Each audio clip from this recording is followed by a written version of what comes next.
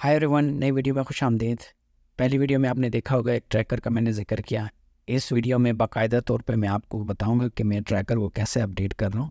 तो सबसे पहले तो हम ऐसा करते हैं कि इसका नाम ऐड करते हैं हर टिकर सिंबल का, ताकि आपको पता लगे कि कौन से टिकर में इन्वेस्टमेंट्स हो चुकी है और उसका नाम क्या है। ठीक है, तो ये सबसे पहले अपडेट होगी। तो मैं यूज़ कर रहा हूँ गूगल शीट। आप माइक्रोसॉफ्ट एक्सेल भी यूज़ कर सकते हैं, लेकिन काम करने से पहले मैं थोड़ा सा बताना चलूँ कि अगर आप इन्वेस्टमेंट की फील्ड में आ रहे हैं या फाइनेंस की फील्ड में आ रहे हैं या इससे जुड़े किसी भी फील्ड में आ रहे हैं और आपको एक्सेल नहीं आता या आपको गूगल शीट नहीं आती, तो आप इस फील्ड में बिलोंग नहीं करते।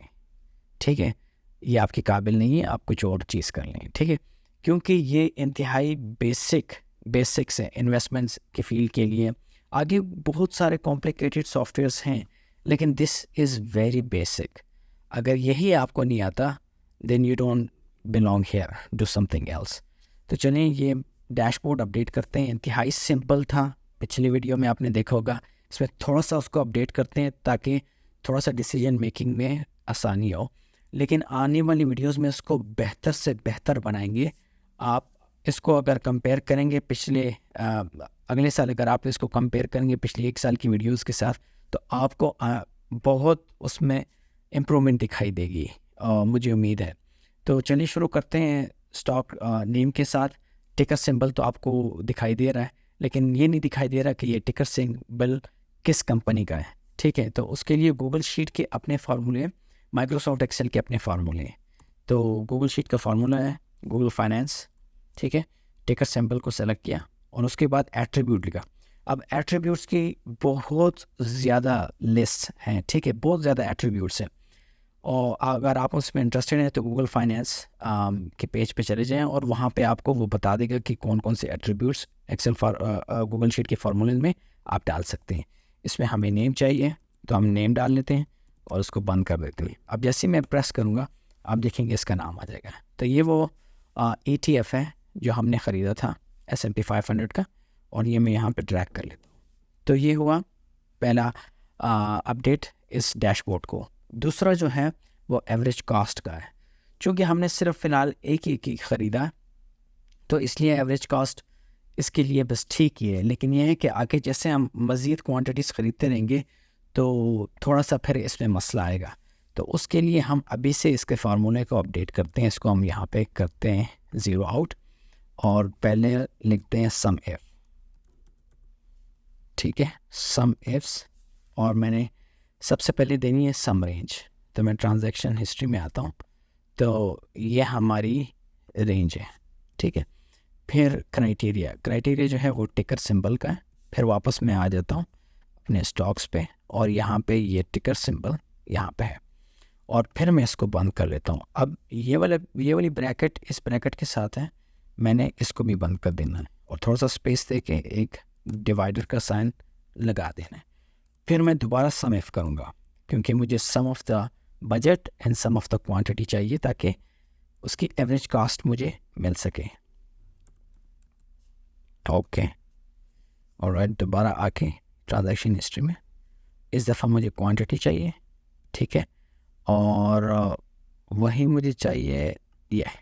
ऑलराइट, टिकर सिंबल, वापस आके यहाँ पे मुझे टिकर सिंबल पे क्लिक करना है और इसको बंद कर दूँगा।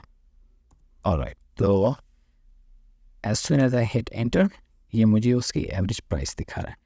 अब आपको ज़्यादा फ़र्क या कोई फ़र्क आपको नहीं दिखाई दिया होगा, क्योंकि हमने एक ही क्वांटिटी ख़रीदी है। तो आप अगर इसका सम देख लें उसका सम देख लें, दोनों एक ही होंगी, और जो एवरेज प्राइस है इसमें और उसमें फ़र्क नहीं होगा। उसकी मेन वजह यही है कि अभी तक हमने सिर्फ एक क्वांटिटी ख़रीदी है। अगर ज़्यादा ख़रीदी होती तो फिर शायद उसमें फ़र्क आता। अच्छा, अब जल्दी से जो है इसको रिटर्न इससे कैलकुलेट करते हैं। तो देखें आज की प्राइस जितनी भी है माइनस जो मैंने ख़रीदी है, और ये मेरा रिटर्न हो गया। और फिर इस तरह करते हैं इसका रिटर्न ऑफ द परसेंटेज, तो ये डिवाइडेड बाय ये, लेकिन इसको मैंने, ठीक है ऐसा कर लेते हैं, लेकिन इसको मैंने परसेंटेज में देना है और परसेंटेज रिटर्न।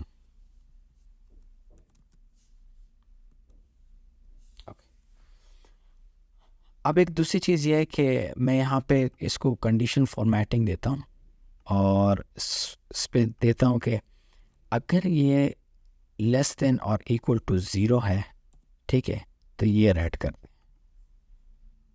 ऑलराइट, और दूसरा मैं रूल उसको ऐड करता हूँ कि अगर ये ग्रेटर देन 1 है, जितनी भी वैल्यू है, $1 है, $2 है, तो ये ग्रीन कर दे। अब ये थोड़ा सा ज़्यादा ग्रीन है, ये ठीक है, ये ग्रीन ठीक है, इसको मैं ऐसा कर लेता हूँ।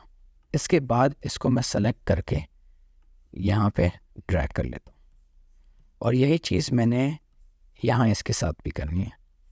तो इसको मैं यहाँ पे सेलेक्ट करके यहाँ करता हूँ, फिर इसको मैंने परसेंटेज करना है, ये सेलेक्ट करके सारा यहाँ पे आ जाता हूँ। ओके, अब ये हो गया, ये हमारा हो गया दूसरा पार्ट। तीसरा पार्ट है थोड़ा सा डैशबोर्ड को अपडेट करते हैं। अब देखें, बिगेस्ट गेन हमें चाहिए इस लिस्ट से, और चूँकि सिर्फ अभी एक ही बिजनेस डे हुआ तो इतना डेटा नहीं है, लेकिन हम पहले से चीज़ों को प्रिपेयर करते हैं। तो मैक्स, ठीक है, हमें डॉलर अमाउंट चाहिए, तो यहाँ पे हमने स्टॉक्स में आना है। ऑलराइट, और यहाँ पे हमने ये सेलेक्ट करना है, इसमें से जो भी मैक्स होगा वो हमारे पास आ जाएगा। अब मुझे यही चाहिए, लेकिन परसेंटेज में चाहिए, ठीक है, तो इसको मैं यहीं से सेलेक्ट कर लेता हूँ और यहाँ पे मैं इनपुट कर लेता हूँ और इसको मैं जे कर लेता हूँ। ऑलराइट, ये हमारी परसेंटेज आ गई। और फिर मुझे लास्ट पे चाहिए कि बिगेस्ट लॉस्ट किस में हो रहा है, ठीक है, तो बिल्कुल यही है, लेकिन इसको मैं मिन कर दूंगा। ऑलराइट, और इसको भी मैं मिन कर दूंगा।